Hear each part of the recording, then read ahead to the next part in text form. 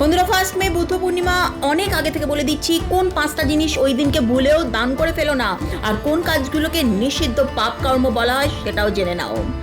1, তুলসী মা এদিন ভগবান বিষ্ণুর জন্য উপবাস রাখেন, সুতরাং তুলসী গাছে ভুলেও জল দেবে না, এতে তার ব্রত ভঙ্গ হয়ে যায়। 2, চুল খুলে তুলসী গাছে জল দেওয়া যাবে না। 3, সূর্যোদয়ের আগে বা সূর্যাস্তের পরে তুলসী গাছে জল দেওয়া যাবে না।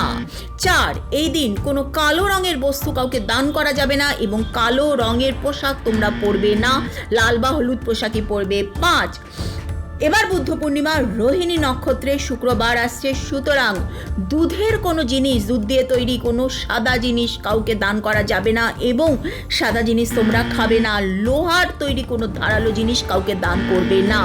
6, এই দিনটা মা লক্ষ্মী এবং হরিবিষ্ণুকে সমর্পিত, তাই মাছ, মাংস, মদ, অ্যালকোহল এরকম কোনো তামসিক খাবার খাবে না।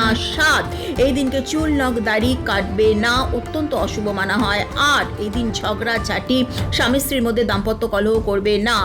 9, এই দিনকে শারীরিক সম্পর্ক থেকে পারলে বিরত থেকো, কারণ কি এই দিনে জন্মানো বাচ্চার মানসিক মেন্টাল ডিস্টারবেন্স নিয়ে জন্ম হয়। 10, এই দিন সর্ষের তেল কাউকে দান করবে না। 11, বাড়ির মুখ্য দরজার সামনে কোনো জুতো বা ঝাড়ু এই দিন রাখবে না।